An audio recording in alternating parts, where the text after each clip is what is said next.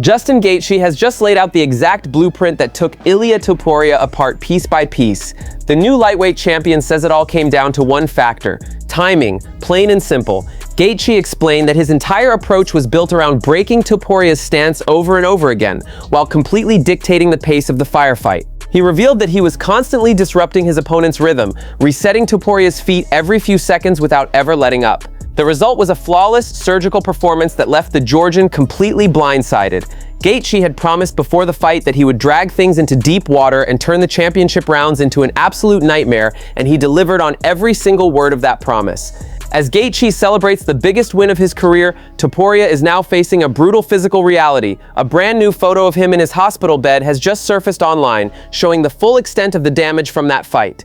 Ilia suffered a broken nose along with 2 severely fractured orbital bones, and fans shouldn't expect to see him back inside the Octagon anytime soon. A return is realistically being targeted for late this year or early next year. When you see my face and it's not messed up, you're like, oh, something's wrong with the skin. It's really not that. It's if you watch frame by frame when he's like, I am constantly dissipating the energy that he's trying to send in straight lines, and they're all coming off and glancing off of my body, and that is the timing that I have. I've said it, if you go back to my early interviews, my A to B is unmatched, and when I can lock in and be cerebral, then and I'm in danger, then my body does crazy things, and I'm able to be so technical and intuitive and cerebral with my actions and my emotions. It's happening so fast. We're like computers processing codes, and you're constantly making adjustments. And what really happened, I was able to reset his feet every 1 to 2 seconds. I was very diligent about it, and I fought a perfect fight.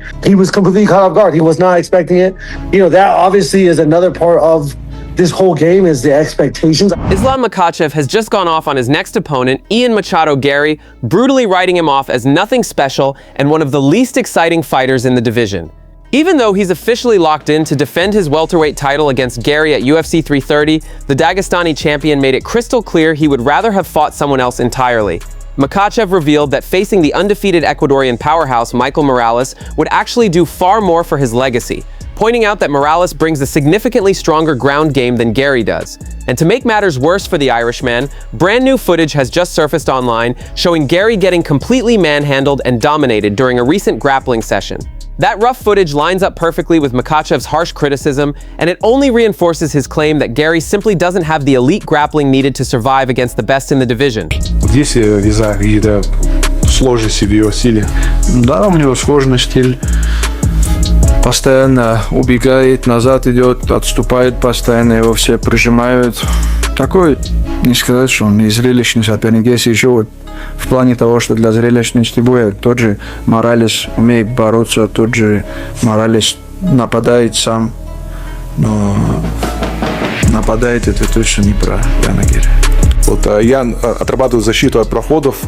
Надо ли тебе отрабатывать, я не знаю, стойку для того, чтобы, в случае чего... Именно да, собственно, проходы надо отрабатывать больше. Я уже говорил и повторюсь, что это так не работает. За 3-4 до полгода невозможно бороться научиться.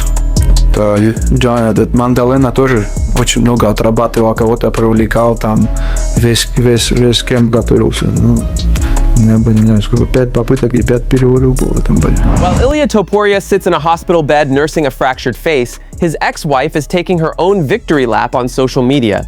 Giorgina Uzcategui, whose highly publicized and messy divorce from Topuria became a storyline Gaethje weaponized during the fight buildup, just dropped a loaded piece of subliminal shade on Instagram. She posted the biblical story of Saul being struck blind. To understand exactly what she's getting at, you have to look at the scripture itself. In the Bible, Saul was a powerful, arrogant man who was suddenly struck down and blinded by divine intervention. Stripped of his pride, he was forced to sit in darkness for days until he finally recognized his mistakes and changed his ways. Giorgina appears to be drawing a brutal parallel, implying that Ilia had been on a massive ego trip since their divorce, acting like he was completely untouchable. By referencing Saul's sudden downfall, she's framing Topuria's brutal beating as something close to divine punishment, sent to knock his arrogance back down to earth. It's the ultimate salty ex move, using religion to say, essentially, that he had this coming. As for El Matador himself, he's expected to return later this year in a best-case scenario, though early next year is the more realistic timeline, with plenty of potential matchups still on the table if an immediate rematch with Justin doesn't happen. Former UFC champion Michael Bisping has some strong thoughts on a potential Topuria fight, and a surprise guest interrupts him mid-interview. But even if he was to lose to Benoit Saint-Denis, Ilia Topuria just lost to Justin Gaethje, so they're both coming off losses. And if he wins against Benoit Saint-Denis, well, Ilia Topuria is the former undisputed lightweight champion of the world, so it's still a good, logical matchup. And these two absolutely hate one another. There'll be a lot of drama in the build-up to the fight, and I, for one, want to see it settled once and for all. My doggy's here. What do you think? Get out of here. Get out of here. And when you consider the stylistic matchup and what Paddy showed against Justin Gaethje, and the fact that, yeah, he did go 5 rounds, right, it would be a very interesting match.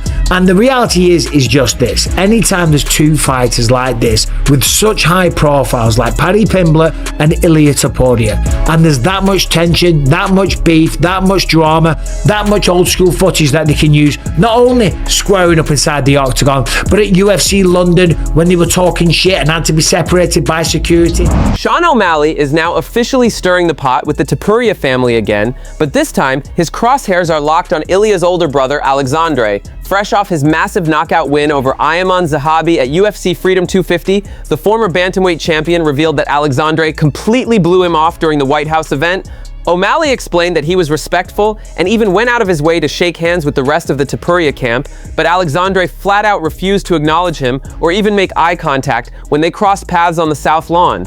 The tension is especially interesting given that Aleksandre competes in that exact same 135-pound bantamweight division as O'Malley. The Georgian is still undefeated inside the Octagon, but long stretches of inactivity have completely stalled his momentum. I made a couple short jokes, but it's like, what are you gonna do? He's made fun of me. Short, like. He's made fun of me. He said I got ugly tattoos. Like when the truth hurts, sometimes you suck it up. But his brother didn't look at me. I shook all of his team's hand, you know, acknowledged, but his brother did not look at me. Wouldn't look at me at all. Doesn't like. I saw him filming when you were hitting pads, though. I saw him filming when you were hitting pads. I don't know if you saw that. I saw them filming me a few times when I was warming up. I do think he was filming Ilia getting his hands wrapped, but he had you in it. There's a couple times I went, ooh. That's it from MMA Time. Thanks for watching. Don't forget to leave a like and subscribe for daily MMA updates.